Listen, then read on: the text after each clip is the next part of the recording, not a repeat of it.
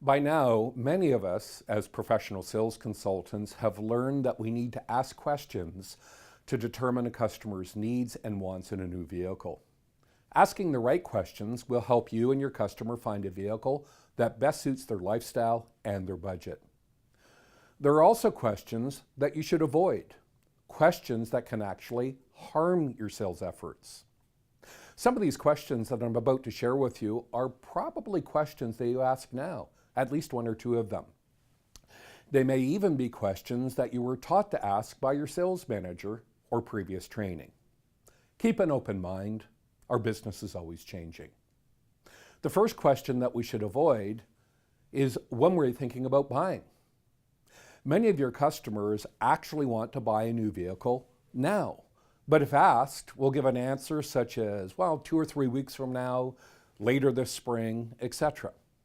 Another similar question is, what would you like to accomplish today?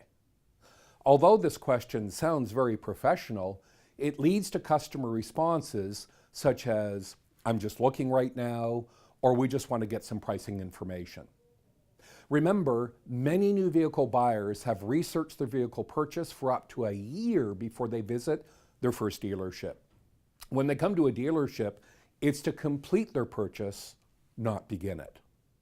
Another question to avoid is, what color would you like?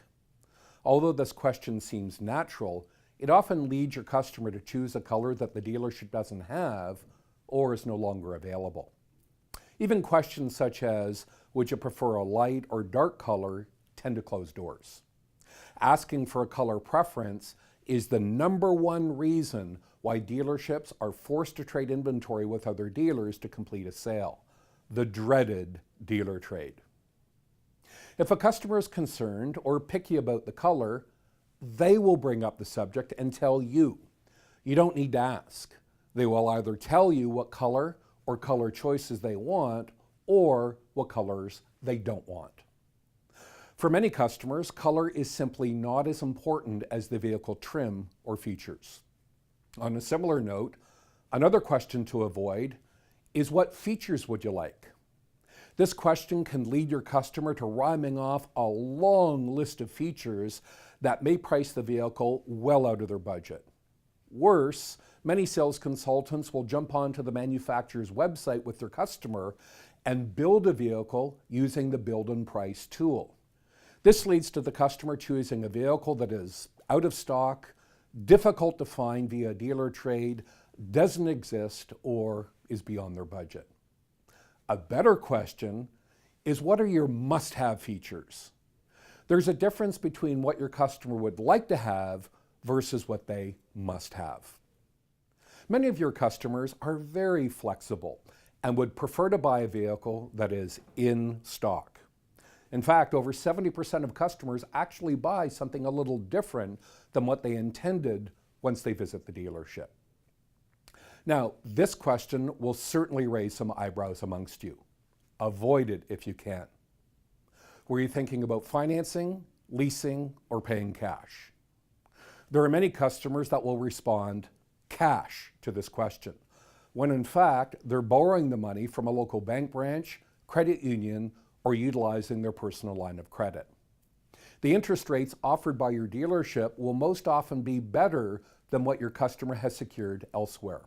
Moreover, if your customer indicates that they're paying cash when they're not, they'll often try to negotiate a large discount from the price. If your customer has little knowledge of leasing, they may disregard it immediately with statements such as, no, we want to own our car. Similar questions such as, what payment term were you thinking and how much down payment do you have, are questions that also close doors.